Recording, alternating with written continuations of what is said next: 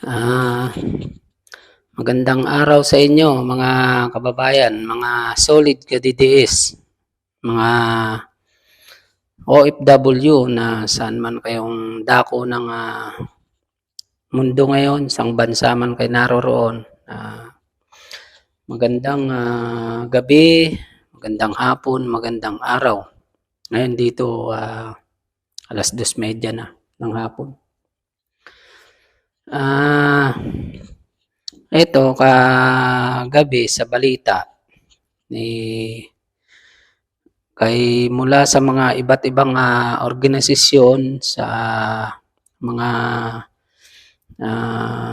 iba't ibang religious group. Ito sinusulong ng iba't ibang religious group ni pinamumunuan ni Greco Bellica na balak nilang magsagawa ng prayer rally na gustong pagkaisahin muli ang si PRRD at si BBM. Kumbaga ang gusto nilang pagbatiin uli at gustong magkaisa ulit ang grupo na to. Maganda yan. Magandang plano yan. Maganda yan pagka nangyari. Sang-ayon naman daw ang malalaking religious group dito sa plano na to. At siguro pagka na organize na nila ito ng maayos na naayos na nila ito ng lahat-lahat na magkausap-usap na, siguro gagawa nila ng schedule kung kailan talaga magaganap ito. Pero ang opinion ko rito, sana totoong kung maganap man ito, totoong magkaisa muli ang Duterte at Marcos at ang taong bayan. Siguro kung maganap man ito yung prayer rally na ito at napagkaisahin muli ang oposisyon at administrasyon Duterte at Marcos, sana talagang maisapuso na ulit ng bawat isa na wala nang alitan, tanggalin na yung kumbaga puot sa mga dibdib sa puso ng bawat isa. Sana maging maayos muli at para rin sa ikagaganda ng bansa natin ng ekonomiya.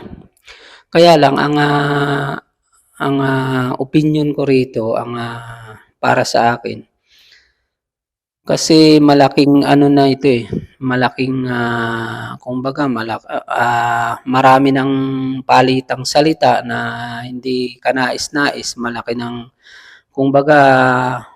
na ang agwat nitong Marcos tsaka Duterte dahil nga ang administrasyon dahil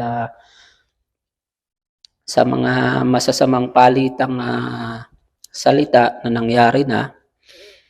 Sana pero dito sa sa Marcos at Duterte kay BBM, maaring pwede pang mangyari ito na mawala yung puot sa mga dibdib nila, sa puso nila. Kasi susunod lang naman kung halimbawa ang mga supporters ng Duterte, supporters ng Marcos, ng administrasyon tsaka oposisyon, pagka si Tatay Digong at si BBM tunay na magkasundo muli, ang mga tao magkakaisa uli yan. Ang punto ko rito, yung Marcos at Duterte, may posibilidad pa na magkaisa at mawala yung puot sa puso. Kaya lang etong si First Lady at si Martin Romualdez, ito ang mahirap.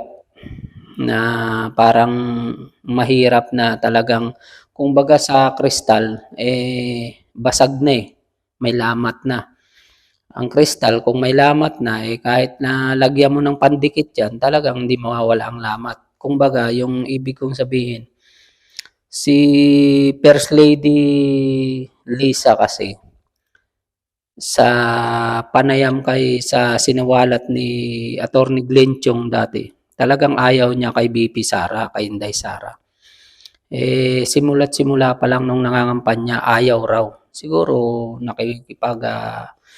plastika na lang nung time na yon, nakikikunwari na lang na gano'n na nakikipagmabutihan dahil nga gusto rin nilang manalo sa eleksyon, ginamit nga nila ang Duterte. Siguro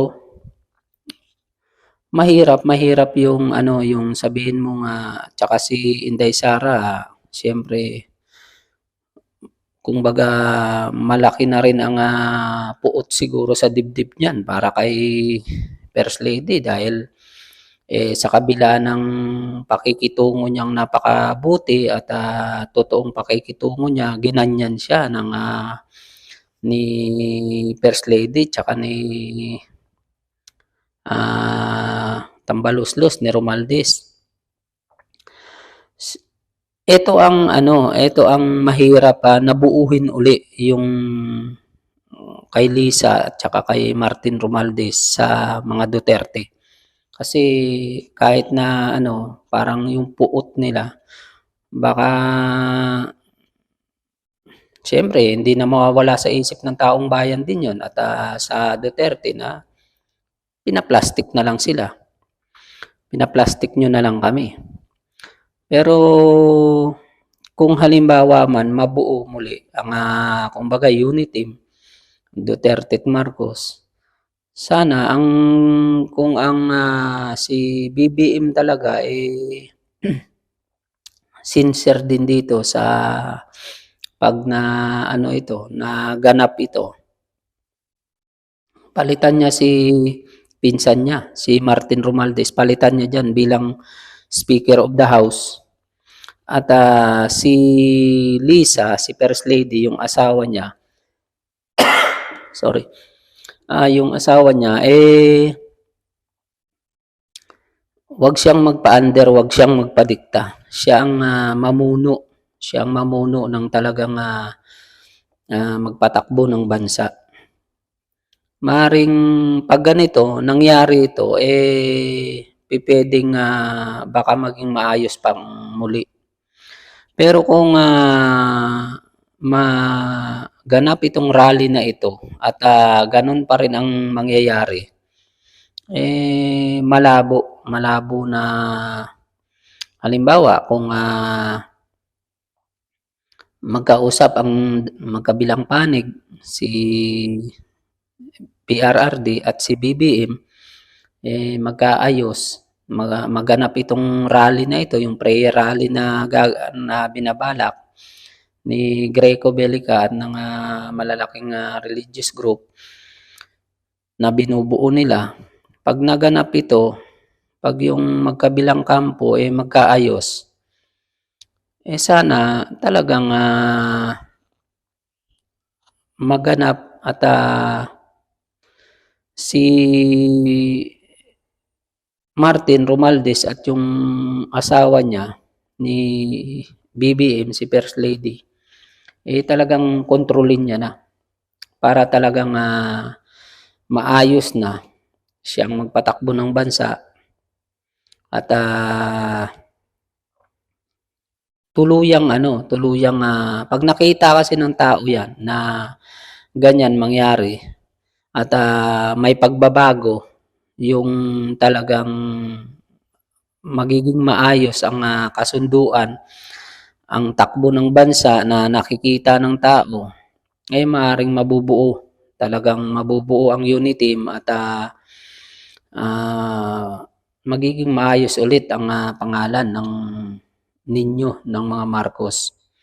Pero kung magaganap itong prayer rally, tapos magkabati lang, tapos wala namang pagbabago, yung halimbawa, yung si Tambaloslos, nandiyan pa rin bilang Speaker of the House tapos nadidiktahan pa rin ni First Lady itong si BBM, palagay ko wala ring silbi yun. Tsaka talagang dapat kung talagang magaganap ito, kung talagang magaganap ang binubuong plano na ito, sana talagang malinis na tanggalin na ng bawat isa sa kanila at sa ating mga ordinaryong mamamayan. Tanggalin talaga natin yung galit, puot sa puso natin na sa isa't isa. Mangyayari naman yun kung yun nga, kung maipapakita ng Marcos administration na talagang magbabago ang pagpapatakbo niya sa bansang Pilipinas. Mangyayari yun. Pero kung mangyari ang rally tapos magkabati nga, ganun pa rin ang takbo ng Pilipinas, ganun pa rin ang nangyayari, wala rin yun. At yung PI na yan, syempre, na kung baga,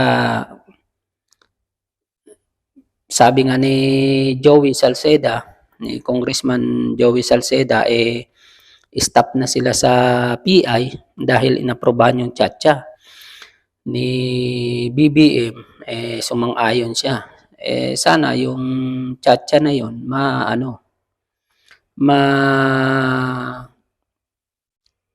maitalaron, ano ba tawag nito, yung maiklaro kung anong probisyon, kung anong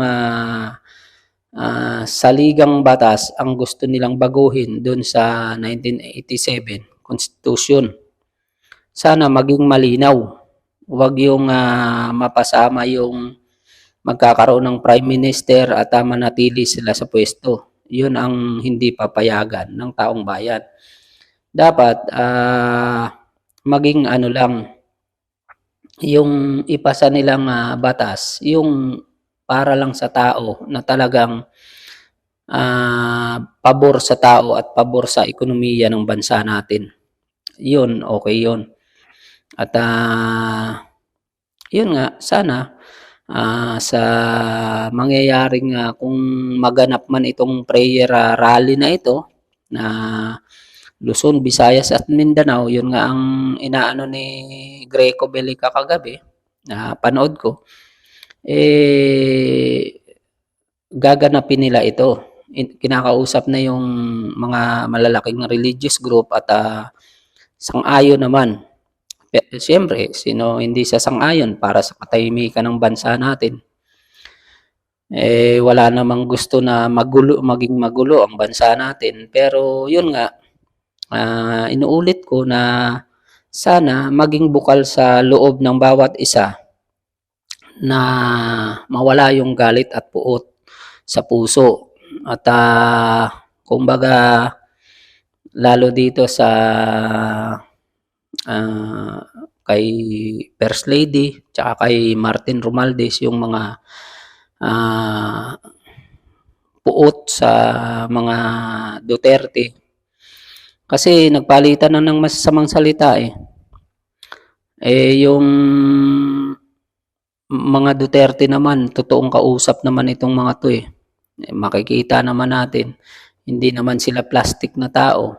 Sa kanila, pag okay at nakita na maayos ang pamamalakad ng Pilipinas para sa tao, ng administrasyon, magiging okay ulit yan.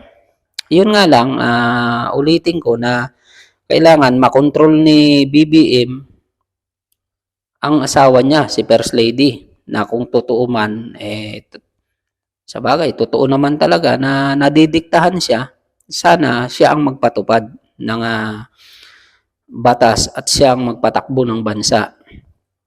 Hindi yung asawa niya. At etong si Martin Romualdez, yung pinsan niya, palitan niya bilang speaker, maaring magaganap ang unity ulit at para sa ikatatahimik ng taong bayan at ng bansa. bansang Pilipinas maging maayos, yun, okay yun sa taong bayan. Makikitaan ng maayos ulit. Pero kung rally, salita lang, tapos pagtapos ng ano, parang nagplastikan lang sa salita lang, tapos hindi naman ginawa, wala rin yun. Malabong maibalik yung ganong unit team at yung dati. Pero sana kung sincero ang pag naganap ito at sincere ang bawat isa, lalo ang Marcos administration sa magiging pahayag nila o magiging hakbang nila, puntos din ito para sa kanila, para mawala yung galit ng taong bayan sa kanila, mawala ulit yung maging maayos ulit yung pangalan nila. Sana maganap. Sana magkaisa rin, kung kasi nga sabi ko nga, kung ang supporters ni BBM at ang supporters ni Tatay Digong, kung ang dalawang leader na to talagang magkakasundo ng bukal sa loob, sa kalooban at sa puso, susunod ang nasa ilalim. Magiging maayos yan. Pero kung may mga kontrabida pa rin dyan, may mga kaplastikan pa rin nangyayari dyan, ewan natin. Baka walang saysay yung mga rally-rally na yan. Kaya yun lang, sana mga kababayan, mga ka-DDS, sana maganap ito at maging maayos ang lahat para din sa atin.